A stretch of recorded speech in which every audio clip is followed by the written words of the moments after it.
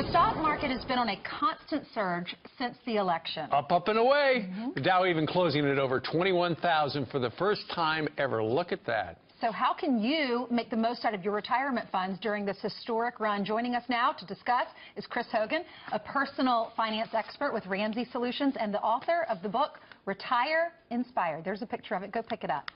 So, Chris, what do we do with the Trump bump? How do we use that to our advantage? Well, I think the first thing to realize is that whenever you're investing, it's a lot like riding a roller coaster. You're going to have some ups as well as some downs. Right now, we're on the climb. But I want people to kind of be cautious and remain aware. Be aware of your investment strategy. Understand kind of what's going on and where do you need to make some tweaks. And I often liken it to your investing strategy is a little bit like your driving strategy, right? Your risk tolerance, right? Do you all drive the speed limit? Sometimes. Sometimes. You drive 5 miles. I don't drive. You don't drive at all. So driving the speed limit, sometimes what that means is you have a low risk tolerance. You don't want a ticket. Sure. People tend to invest in that same strategy. They can either go very conservative or overly aggressive. Absolutely. Now, here's the problem with the fact that the market has gone up, up, and away. And that is people are, if they haven't invested their money in it, they're going, look, it's going up. I hate to miss this.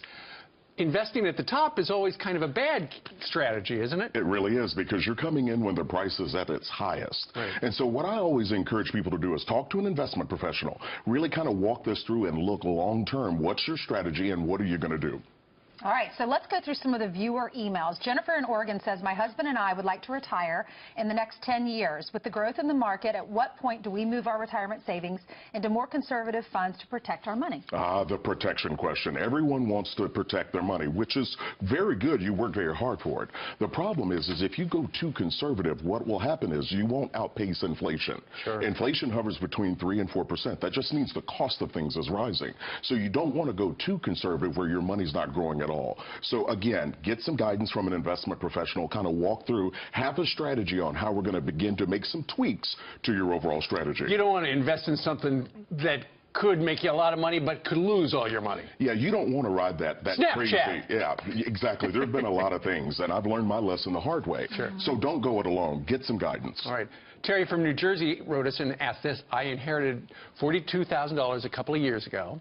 Nice. Should I put this money toward my mortgage or invest it in the stock market while it's doing well? Okay. Well, whenever you're walking through and you're talking about receiving an inheritance, that's a blessing. And you want to get as much mileage out of this money as you can. Sure. So looking at this, if they only have a mortgage, I would say put some of the money toward that mortgage, but also invest some. Right. I firmly believe in that strategy of getting the most mileage from the money as you can. Okay, Chris, the next Very one good. is Lori in Wisconsin. She says, my husband is 62 and I am 60. We have about $1.5 million tied into the market. We are afraid of another economic downturn or turn down. How do we know when the time is right to retire? Okay, so first I would congratulate them on working so hard to get a good nest egg. Yeah. That is fantastic.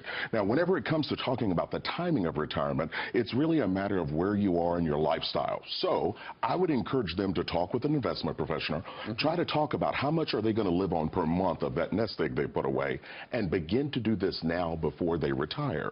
Be careful of lifestyle. We're always one decision from going backwards financially, right? So we want to be very, very careful and protect what you've built. All right, and Ainsley from Manhattan wants to know, should I buy a car? I feel like I'm privileged. You got a bunch of yellow ones running up and down the street. You can buy a car, just buy it with cash. Start to set aside some money. And you say never buy a new car, buy used, right? Absolutely, buy used, because why? It's going to depreciate. So buy with cash, start putting some money aside each month, go on the lot, find the car you want, negotiate a great deal, and then drive away. Okay. All right. Thanks, Chris. Thank you, guys. Always a pleasure. Good Yes. to see you. Thank you, sir. Absolutely.